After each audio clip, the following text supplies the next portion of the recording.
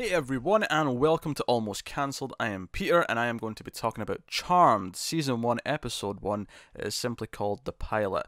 I will start spoiler free since it's the first episode. And normally Almost Cancelled is a two-man show where two of us will talk back and forth about the thing. Connor's on vacation, so you're getting a one-man performance today. So I think that the first thing I should probably start with this, because obviously it's a reboot of the original Charmed, which started in 1998. So it's actually been 20 years since the original show premiered.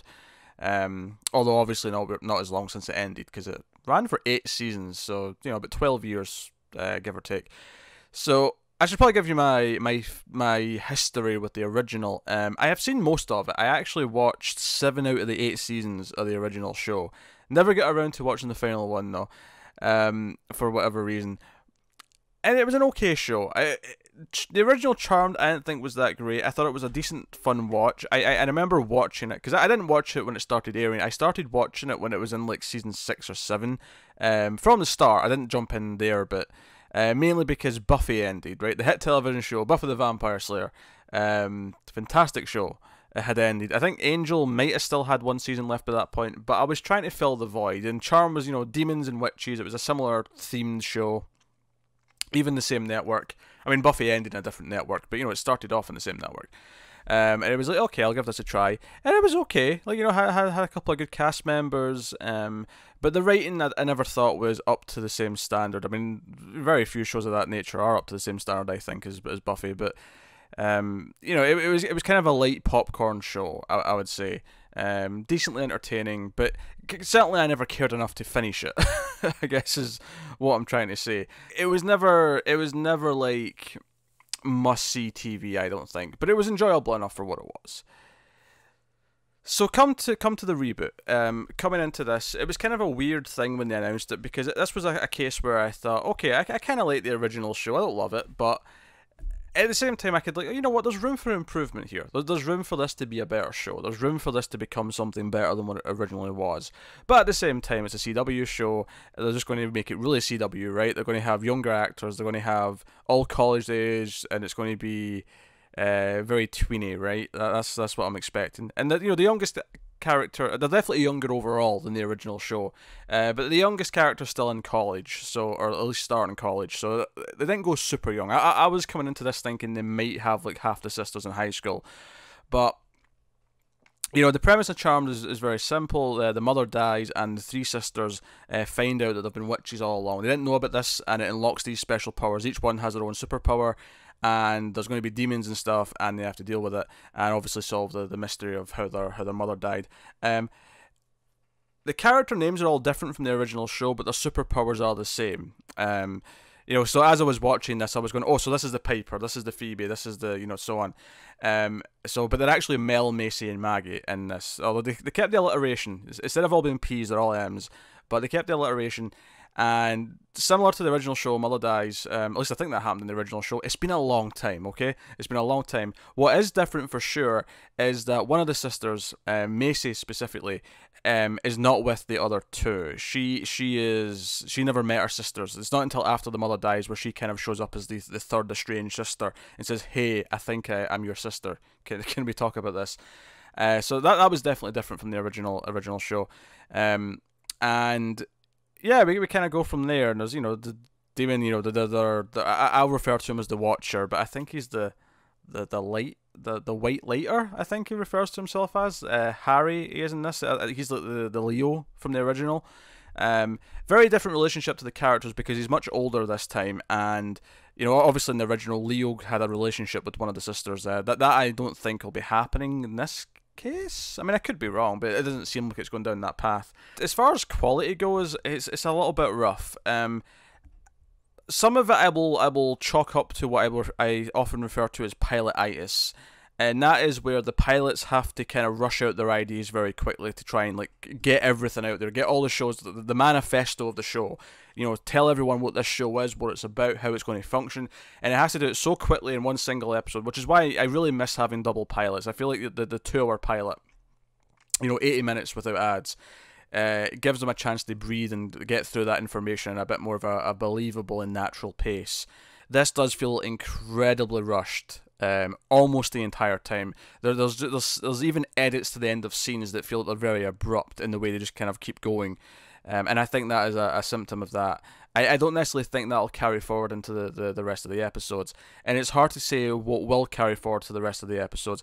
One of the other things that really sticks out about this is that it is a very heavy-handed first episode. Now, I'm actually completely okay with using shows as for political messages. I actually really like it when some of my other shows do it, even CW shows, like when I'm talking about the superhero stuff. Now, sometimes they whiff, and sometimes it's a bit forced and heavy-handed, but sometimes you get a really good episode of Supergirl, for example, that'll tackle immigration, and it'll be really good. This episode focuses very much on sexual assault, and there's a lot of that in here. And even when they're fighting like a demon later on, it's kind of in like a sexual assault situation. And the character, the sister in the scene, Maggie, she regurgitates a line that her sister said earlier in the episode about consent, being revoked at any time. And it felt very on the nose. It felt very forced to me. And that's the sort of thing where, like, I don't know if they're really laying it on thick in this first episode, because, like, okay, this is going to be a show where we're going to tackle subjects, we're going to do this kind of thing, specifically feminist subjects, and that's okay, that's great. I mean, a show like Charmed should be doing stuff like that, but this episode lays it on so thick, and it's so on the nose, and so blunt, that it's like, subtlety goes a long way. And I realise it's obviously sometimes you have to be less subtle to make your point, but this did really feel forced in this episode. Really, really thick. The cast themselves, the sisters, they're okay. Like, it's kind of hard to gauge this right now. Like, there was a lot of the times where I felt that because they were forcing their way through the exposition dialogue, there's some really on the nose exposition at points, which is usually a symptom of pilots. Unfortunately, it can also be a symptom of just poor network TV where they do it all the time. So it's hard to say in the first episode if that's going to be something that carries forward. But there's a scene, the mum dies at the start. That's the premise, and then we skip 3 months later, and there's a line from Maggie, who's living with Mel in their mother's house, where she says something along the lines of, "Oh, that's why I'm never around anymore." And I'm like, showing us that she's never around, like showing us an example of her always leaving or something, would be much more effective to the audience than having her just tell us that she's never around. It's not even, it's actually the worst case scenario, because even that, I mean, seeing it would be preferable, but you could still make it a little bit better by having the older sister, Mel, bring it up and say, "Hey, why are you never here? You're never around." Like, have her complain about it, because at least that would feel natural. It feels very, very forced and exposition-y to have Maggie herself say, "Hey, why do you think I'm never around anymore?" There's quite a few clunky exposition lines throughout with that. So those would be my big complaints. I have to admit, I'm not feeling super passionate about watching any more of it. I have to admit, it feels like what you think a 2018 Charmed would be, for better or worse. And I'm not going to write it off completely. I do think there's potential, like with a lot of network TV shows that have premise like this, there's potential for it to grow and to become better. And there was the odd little moment, there was the odd little glimmer of like humour that kind of worked for me. Like, there's this big speech made, the older sister Mel, who is very much the proactive, character who protests and who puts up posters, because a lot of the plot in this one revolves around that a college professor was accused of sexual assault, and he kind of wriggled his way out of it. So she's putting up posters, and she's the one who's always talking about changing the world, and arguing with anyone who challenges those views. So a lot of that stuff comes from that character. But she gives this great speech when she finds out about the witchcraft, and she's like, "Oh yeah, we can change the world, we can change it for the better, and we can save lives." And the younger sister's phone goes off, and like the ringtone interrupts her, and she just looks annoyed that her sister's frivolous phone activities interrupted her important speech. And that was kind of a funny little moment. That was like, okay, right, I can see how they're going to play these characters off of each other, and how one sees these things as very important, one seems to want to ignore them, and then you've got the third sister, Macy, who's the sort of the one, the outsider who's coming in here as the new sister. She's very scientific, and she looks for the scientific explanation in whatever's happening. Even once they start having powers, she tries to look for an explanation. So no, this can't just be magic. Magic's not real. Let me try and figure this out. So you get a sense of the characters in that way. again, it lays it on very thick as to who they all are. Like, it has to remind you multiple times in the same episode and have them almost announce their type of character as they come into a scene because they can't just let the audience like get it from context. Subtlety goes a long way. It really does. You have to make things clear, but you can let the audience get it from what's happening, from action, rather than the characters announcing who they are constantly in terms of their beliefs and their motivations and their, you know, and so on. So that would be my biggest complaint about the first episode. And the rest of it's just kind of mediocre pilot level. It's not the worst pilot I've ever seen by any means, but it's also, like I say, very rushed. A lot of the demony stuff feels very, very quick. Especially since they kind of wrap up the main plot a little bit earlier than I thought they would, and then there's kind of like a second like twist to it, and I'm like, okay, right, did we really need it to twist this much in the first episode? Because it's just making it more to, like, you know, pack into the tight 42-minute or whatever runtime it is. And there's a little tease at the end to twist the premise of the show a little bit, which obviously makes sense. That's what you do. You hook them. You give them a hook at the end. I don't know if the hook in this is that effective, but at least it tries. It gives you a hook. It's trying to hook you. Whether it's effective, I think, is very debatable. In fact, I don't even think it's that debatable. It isn't that effective, but but it's trying. Bless it. Bless its heart. It's trying. Yeah. But it's hard not to watch this and feel like they're shoving the time period, and by time period I mean present day, down our throats. Like, there are so many references to social media. There's so many like scenes of them like bringing out their phones and texting, and obviously like it's okay for that to be a part of things because it's a big part of like life now. But the time where I just started laughing unintentionally, and I'm sure this exists. I don't doubt this for a second. But the scientist sister Macy, she has like a telescope. No, it's not. Let me correct that. Not a telescope. She has a microscope attachment for her smartphone, for her iPhone. She has like a little thing that comes over the camera lens. It's like a little microscope, and she's like doing scientific analysis with her phone. And like, I'm sure this thing exists, but it made me laugh because there was so many like, you know, references to Instagram and Twitter and smartphones and so on and so forth, that I just started laughing when I saw this microscope attachment for the phone. It just really made me laugh. So I don't know what to say. Like, it feels like between making the characters younger and then having like this constant social media, it feels like I don't know. I mean, maybe if you watched the original Charm, maybe like if you were older in the 90s, because obviously I was pretty young when I started watching it. But maybe if you were older in the 90s, maybe it would feel like they were shoving the 90s down your throat when you're watching the pilot for Charmed. I don't know if it did, but certainly I feel like shows set around young people now feel like they have to really drive that at home. Like, no, everyone's on their smartphones now. We have to make it, you know, every scene's they've got smartphones out. And I think it's just frustrating from a storytelling perspective, because it forces them into this place where all these little things have to be part of the story. Like, texting has to be a constant contact method. It's one of the things that's ruined a lot of horror movies, is that everyone's got phones on them now. you have to somehow write a way to get the phones out of the plot. And this is not a problem here per se. It's just, you know, it's constant. Everyone's on phones. Everyone's taking photos and videos and microscope attachments. So, you know, even to the point where the Harry, they're sort of the guide who's teaching him about the magic world. He's like, oh, you can shout my name to make me appear, or you can get me on Twitter or Instagram or Snapchat. And I'm like, don't mention Snapchat. Snapchat's the line. That's where you're over the line for me. Like, you can, all right, mention Twitter, mention Facebook, but once you've mentioned Snapchat, okay, you're officially in shitty tween millennial territory. I'm good. I've had enough. That was a bit of a rant, but you know, so it's full of all these things. And if all this sounds like it's going to annoy you, if this sounds like this is going to be tedious, and then you add in like the very, you know, wafer thin relationship drama that the younger sister has, Mel, the older sister, is gay and she has a girlfriend, and that's a bit better, but it's still very kind of shallow. It's just kind of like, oh, they broke up after the mum died, and oh, now they might get back together, and there's not a lot to it. There's not a lot there. It's just very surface level writing of people describing how they feel and describing why they broke up, and that's it.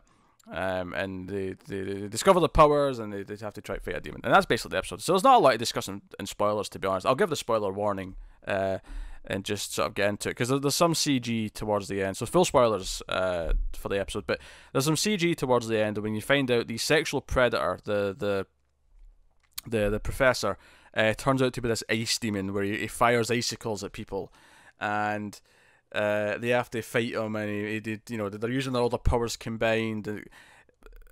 Well, except Maggie kind of gets the shaft here, because Maggie uses her powers in an earlier scene to save her from the demon who's trying to kiss her, but the other two use their powers more effectively here, where they have to find each other and then say a spell. Because here's one plot point I actually kind of liked. I liked that the first demon they fight, they don't beat him with magic. They actually beat him because Macy figures out that baking soda will react with his demonic energy, because she's tested it, and it basically makes the demon leave the guy's body. And I thought, okay, it's kind of funny that the first thing they ever fight, they actually solve without magic.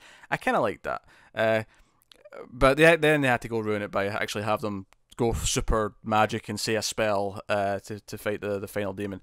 And the reason why I like that, and the reason why I'm saying that I was disappointed that they ended up having to do it anyway, is because I thought, oh, that's a nice bit of pacing where they can build up to the magic. They can sort of build up to, like the end of episode 3 could be a big moment where they finally say a spell together and they do something big with the magic, rather than just doing it by the end of the pilot, which is partly why I hate pilots. I hate that they always have to get to this point by the end of the pilot where they've already kind of started to master everything. It's a network TV thing that really bugs me, but they fight the frost, but the frost demon's like, no, I didn't kill your mum, someone else did, and Macy's kind of like, okay, we know it was cold and we know there was crows around the mum's death, so she's going to start looking into that, and they're looking into the book, and she's moving into the house, so all three sisters are going to live together. Honestly, I feel like, other than the fact that it's three sisters who are all witches and they've got the same powers, I feel like the biggest thing that's taken from the original is the house. No, I don't remember it well enough to say it's the exact same house, but it's a very similar house. The attic especially look very similar in terms of, like, they're going for the same kind of style and tone of the house. But yeah, so the twist at the end is that they get a Ouija board out to see if it works, now that they all believe in magic, and it tells them not to trust Harry, and Harry shows up into the room and they say his name and says, "Here I am, ladies," and we end there. So he might be not trustworthy. If I was to make a guess right now, they're not actually talking to the mother here. They're talking to someone who's trying to trick them into not trusting Harry. But Harry's actually going to be a good character, unless they go full different and actually Harry does turn out to be evil, and that'd be a big change from the original, where the Watcher type character Leo was not evil and he was around, and although they did tease he was evil, I think, for a while. I feel like that was a plot point somewhere in the original series, but I mean, it's been so long, I can't remember. It's been so damn long, but yeah, so it's not okay. I was going to say it's okay in a very kind of deflated way. It could be an okay show once it gets going, potentially, but right now the pilot is super rushed. All of the character traits, all the character traits are really forced, and the actual fighting demons and monsters each week, like, yeah, I'm into that kind of thing, but I'm not feeling inspired to come back and check out more of this. So it's going to be a pass for me going forward. I'd say it's a really mediocre pilot for a show that could grow and become a little bit better. It's worth mentioning CW has ordered extra episodes of this already. They've added 6 extra episodes on, so there's like 18 total episodes in season 1 now. So that shows that they've got some hope in it. They see potential in it. And maybe it absolutely gets better. Maybe it becomes more of a better show. I do feel like this is I do wonder if this is just like aimed at a lower age than me now. But I don't see why I shouldn't like it. Based on that. I really have. I'm not a big fan of like looking at, oh, you're not the target audience for this. I'm like, well, yeah, I'm not, but there's tons of stuff I like I'm not the target audience for. I just like it because it's well written and it's just a well put together story and show. And I feel like this could have fallen into that category because it is dealing with monsters and demons and saving the world and everything else. And like I say, I liked the original well enough. It wasn't a great show, but it was decent enough entertainment. Yeah, it's mediocre. It's a mediocre pilot. The show could grow into something a little bit better. But you know, we watch a lot of shows on this channel to review, and I don't have time to stick around and wait. If I hear this got great, like if I hear, but you know, the end of season 1, people are raving about it and saying, no, you need to go back and watch it. If you like these types of shows, you have to go back and give it a chance. Then sure, maybe I'll go back and try it then. But right now, it's a pass. But you know, it's not the worst pilot I've ever seen either. It's just really, really mediocre. So that's me. That has been the discussion, the review of the first episode of the Charmed reboot. Let me know what you thought of it in the comments below. Like and subscribe, all that stuff. Get us on the Twitters at mailed_fuzz for channel updates. If you want to support the channel, head over to patreon.com/mailedfuzztv, and you can do that over there. But otherwise, that is me. So thank you once again for watching or listening. Always appreciate it. Keep watching TV, guys. Have you got any vanilla?